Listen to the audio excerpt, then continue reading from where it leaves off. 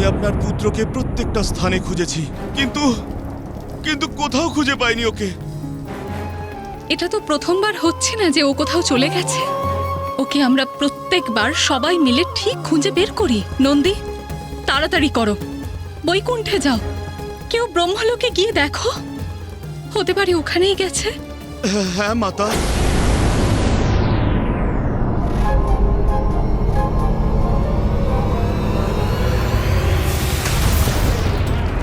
কোথায় আছে তোমার প্রাণ? আর কত পর্বত ধ্বংস করতে হবে আমায়?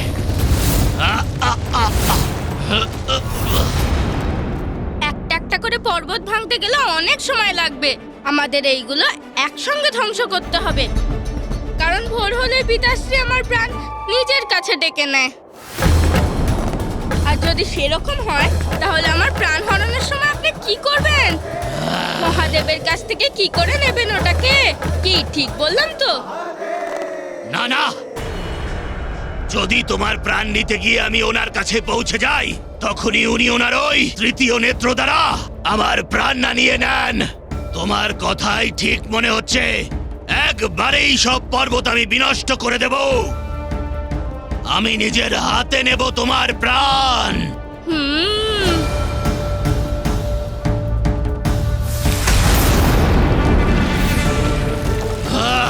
কই?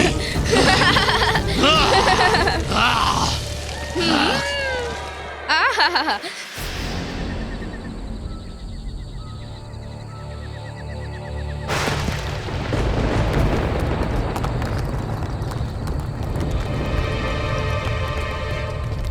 এসব কি হচ্ছে ওখানে? ওই পর্বত থেকে এত ধোঁয়া বেরোচ্ছে কেন? এটা পার্বতী পুত্রের কোনো ক্রীড়া নয় তো? না না, যদিও ওখানে থাকে তাহলে অবশ্যই কোনো সংকটে আছে। যাই হোক, আমাকে মাতা পার্বতীকে গিয়ে জানাতে হবে। এত পর্বত ধ্বংস করলাম আমি, আর আঘাতও পেলাম অনেক, কিন্তু ওর প্রাণ আমি হরণ করতে পারলাম না। সব পর্বত ধূলিসাৎ করে দিয়েছি আমি, তাও তোমার প্রাণ আমি পেলাম না। দুষ্ট বালক, সত্যি বলো আমায়, কোথায় আছে তোমার প্রাণ? না হলে কি আমার প্রাণ হরণ করবে? কতবার বলবে এটা? আচ্ছা একটা কথা বলো তো, কি এতবার হরণ করব বলছো, একবার হর মহাদেব বলছো না কেন? বা আমার মামা শ্রী হরির ব্যাপারে কিছু বলছো না কেন? হতে পারে তুমি সেইটা পেয়ে যাবে যা তুমি প্রাপ্ত করতে চাও। টক টকা টক টক, পবিত্রতার কণ্টক বজ্রান্তক এই মুহূর্তে তোমার প্রাণই হরণ করতে চায়। তুমি তো আমার প্রাণের দিকেই মন দিয়ে পড়ে আছো। অবশ্যই নেবে আমার প্রাণ, কিন্তু এটা তো বলো প্রাণ মানে কি, তার কি মাহাত্ম্য, আর আমার প্রাণ পেলে তোমার কি লাভ হবে? তুমি কি এটুকুও জানো না বালক, যে প্রাণই হলো জীবনের উৎস? আমি তোমার প্রাণ হরণ করে তোমার জীবন থেকে তোমাকে বঞ্চিত করব। ও, এইবার বুঝতে পেরেছি আমি কি ভুল করেছি। ভুল? কিরকম ভুল? শীঘ্র বলো। দেখো না, বালক বুদ্ধি দিয়ে আমি এইটুকুও বুঝতে পারলাম না যে আমার প্রাণ তো আমার মাতা পিতার জন্যে, সেই জন্যে আমার প্রাণ তো সেখানেই থাকবে যেখানে ওনারা আছেন। তাহলে নিশ্চয় পিতাশ্রী আমার প্রাণ নিজের নিবাস কৈলাসে লুকিয়েছেন। আপনি আমাকে ওইখানে নিয়ে চলুন, ওখানে পৌঁছে আমি আপনাকে আমার প্রাণ দিয়ে দেবো। কৈলাস পর্বত মহাদেবের নিবাস স্থান, ওখানে গেলে তো আমার প্রাণের সংকট হতে পারে। ওই বালক কি আবার আমার সাথে ছলনা করছে?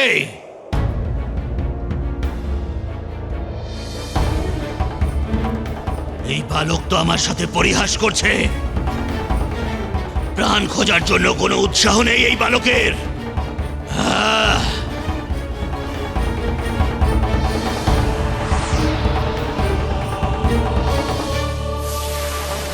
আরে কৈলাস তো ওইখানে, আপনি কোথায় নিয়ে যাচ্ছেন আমাকে? আরে ওটা কি ছিল? কি হলো মা, তুমি কিছু দেখলে নাকি? হ্যাঁ পার্বতী, সম্ভবত ওখানে আছে। আমি ওখানে কিছু নড়তে দেখলাম। আমাদের দেখা উচিত।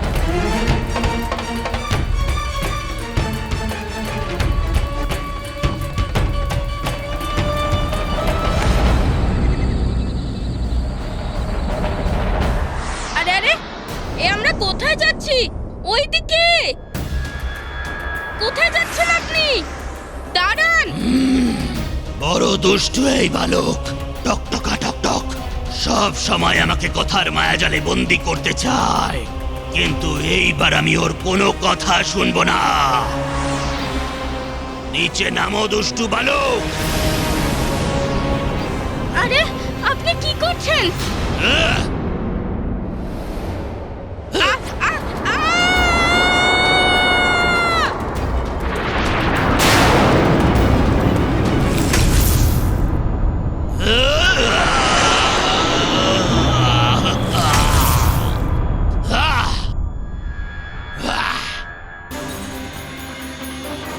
টকটকা টকটক, পবিত্রতার কণ্টক বজ্রান্তকের সাথে তুমি ক্রীড়া করতে চাও, তাই না?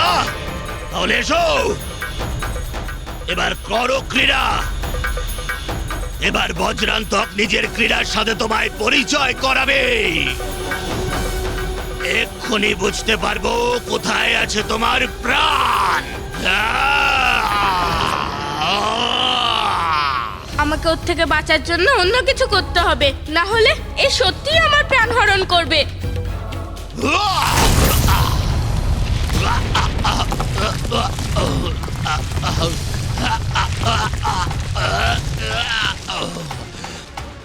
আরে, এই বালক কোথায় গেল?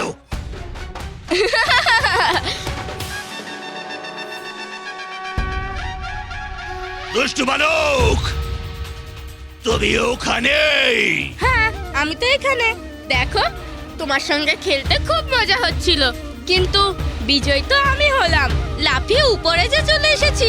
চলো, খেলা যদি শেষ হয়ে যায় তাহলে এবার কৈলাসে যাওয়া যাক। কৈলাসে নিয়ে যাব না তোমায়, আজ সর্বনাশ করব তোমার। ও, আমার মনে হচ্ছে আপনি এখনো খেলতে চান। কোনো ব্যাপার না, আমার তো তাতে আরো মজা হবে।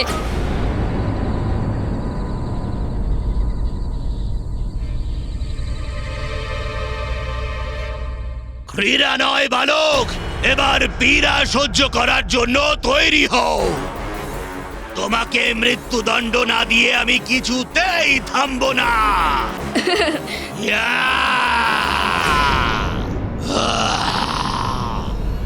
সুরমশাই,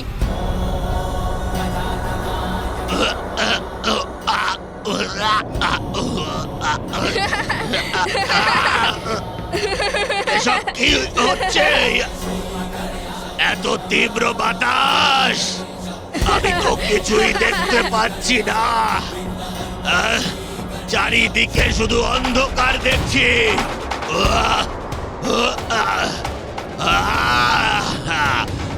যা কিছুই হয়ে যাক না কেন, আমি এই দুষ্টকে কিছুতেই পালাতে দেব না। এর প্রাণ অবশ্যই নেব আমি। খুব ভালো সুরমশাই।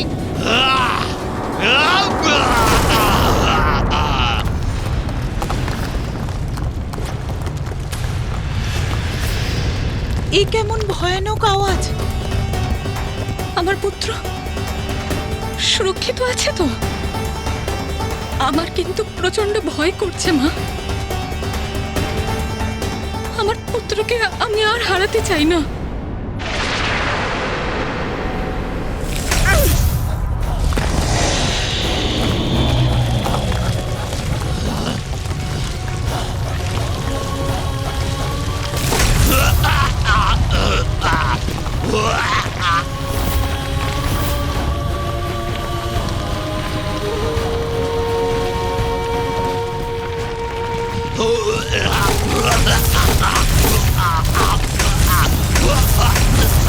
আবার কিচ্ছু হতে পারে না। পবিত্রতার কণ্টক বজ্রান্তক আমি, এর প্রাণ নিয়েই ছাড়বো আমি।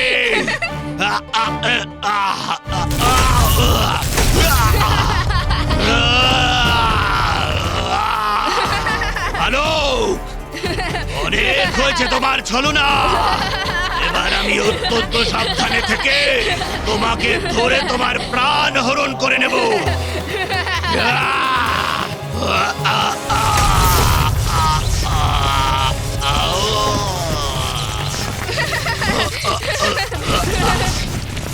এই ওষুধ তো খণ্ডিত হয়ে যাচ্ছে।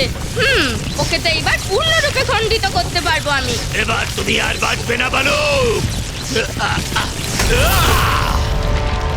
সুরমশাই, আমরা একসঙ্গে কিছু করি।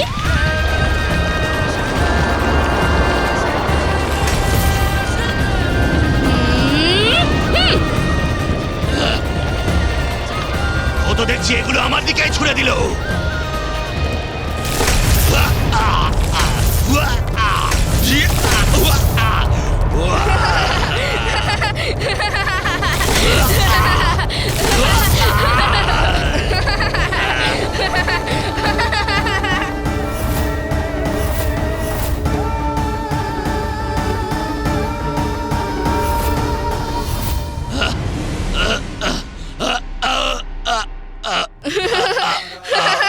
কি মজা হলো না সুরমশাই? টক টকা টক টক। কে এই বালক? এ তো আমায় পরাজিত করে দিল। একটু নড়াচড়া করতেও ভয় লাগছে আমার।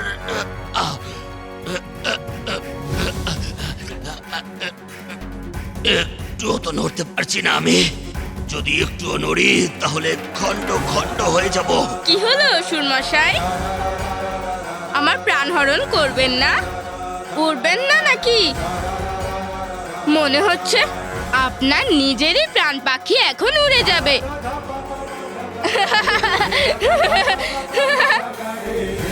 সুরমশাই,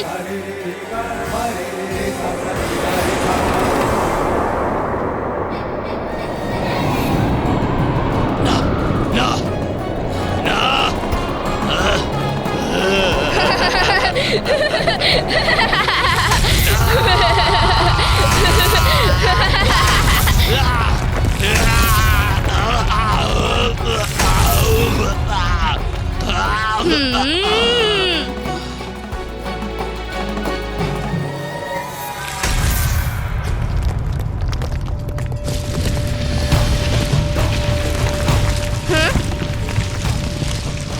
আরে এই বিশাল পাথর তো আমার দিকেই আসছে।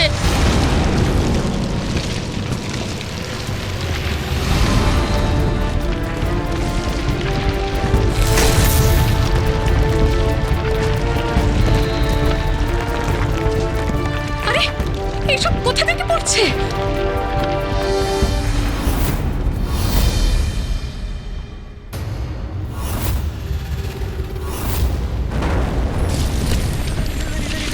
পুত্র,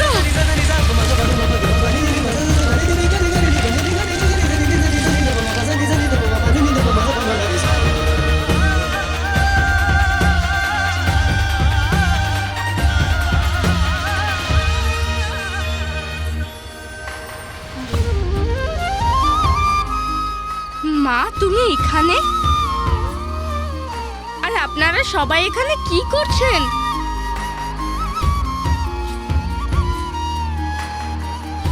কি হয়েছিল তোমার? তুমি এখানে কি করে এলে? আমি কিচ্ছু বলবো না পার্বতী, কিন্তু মানে চুপ করে থাকবো আমি। আমি কিচ্ছু বলবো না। চলো পুত্র, কৈলাসে ফিরে চলো।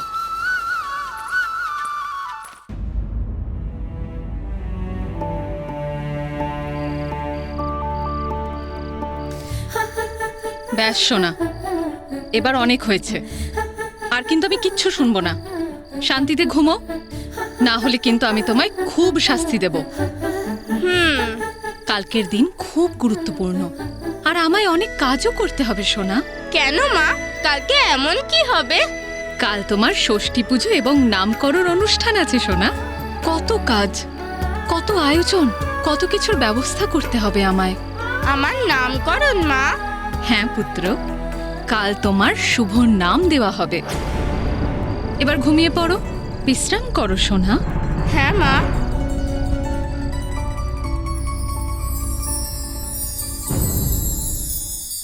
আপনাদের সবাইকে প্রণাম। আপনারা সবাই এখনো এখানে? আপনাদের সবার তো বিশ্রামের প্রয়োজন ছিল। কাল ভোরেই আমাদের যাত্রা যে শুরু হবে। যাত্রা? কিরকম যাত্রা সূচি? কোথায় কোথায় যেতে হবে আমাদের? আপনি ভুলে গেছেন স্বামী, কাল পার্বতী নন্দনের ষষ্ঠী পুজো আর ওর নামকরণের আয়োজনও করা হয়েছে। আমাদের যাওয়াটা অতি আবশ্যক। দেবী পার্বতীর পুত্রর নামকরণের অনুষ্ঠান। তো তুমি কি চাও? আমরা সমস্ত দেবতা নিজেদের কার্য ছেড়ে ওই গজমুখের নামকরণে পৌঁছে যাব?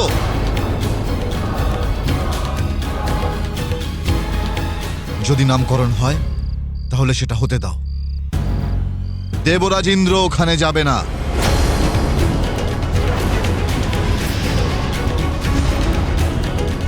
স্বামী, স্বামী এসব কি বলছেন?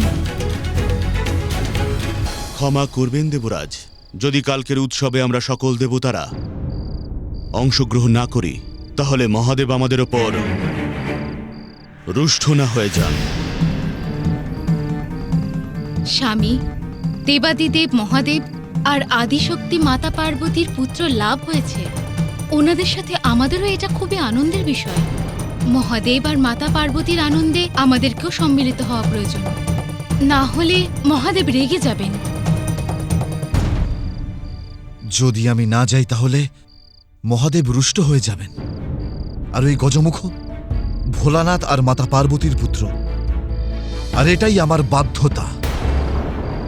সেই জন্য আমাকে ওই গজমুখর নামকরণে উপস্থিত থাকতেই হবে।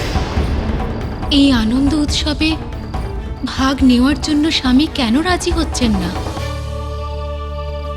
দেবরাজের আবার হলোটা কি? উনি মহাদেব আর এই পার্বতীর আমন্ত্রণকে অস্বীকার করার কথা ভাবছেনই বা কিভাবে? মহাদেবের আমন্ত্রণে অনুপস্থিত থাকা তো নিজের বিপদকে নিজে ডেকে আনার মতো। দেবরাজ কৈলাসে যেতে অস্বীকার করলেন, এটা কোনো ভবিষ্যৎ সংকটের পূর্ব সংকেত নয় তো?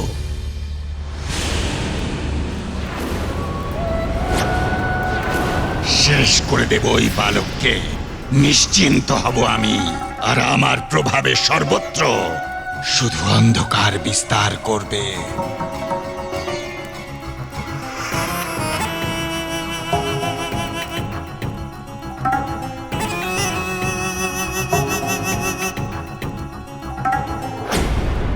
কি সংবাদ নিয়ে এসেছো? বজ্রান্তক সফল হয়েছে? সংবাদ শুভ নয়। পবিত্রতার কণ্টক বজ্রান্তককে শেষ করে দিয়েছে ওই দুষ্টু বালক।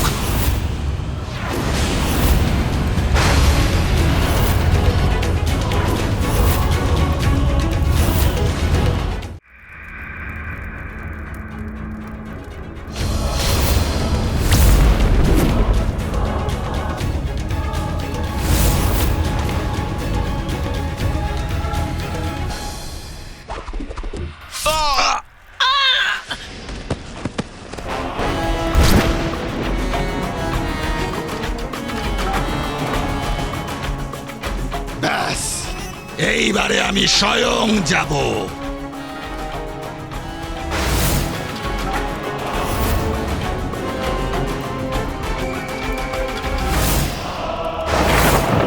শুনে রাখো সবাই, নিশ্চিহ্ন করে দেব তাকে যে আমার জীবনকে বিঘ্নিত করবে। স্বয়ং কৈলাসে যাব আমি, আর পিষে দেব আমি ওই বালককে। শেষ করে দেব আমি ওকে। যে বজ্রান্তককে হত্যা করেছে সেই মহাদেব পুত্রকে কিনা তুমি বধ করবে?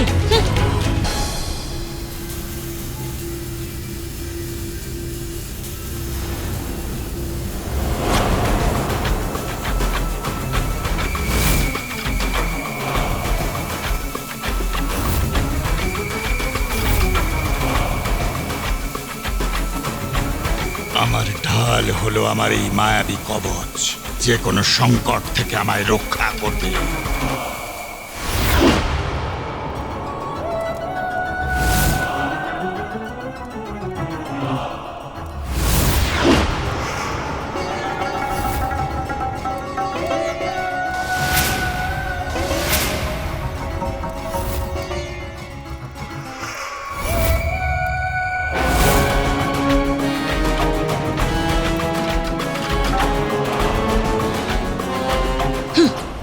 শক্তিশালী মায়াবী এই মূর্খ, কিন্তু এর এই মূর্খতা মৃত্যুর পথে একে ঠেলে নিয়ে যাচ্ছে।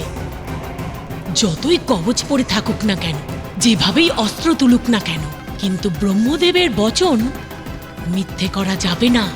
ওনার অভিশাপ অনুযায়ী ওই বালক অবশ্যই এর বিনাশ করবে।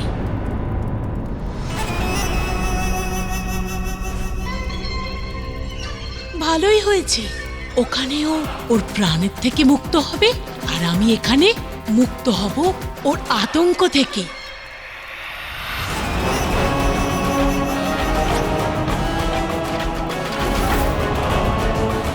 হ্যাঁ, এ দাঁড়িয়ে গেল কেন? এ আবার নিজের মায়াবী শক্তি দিয়ে আমার মনের কথা জেনে যায়নি তো?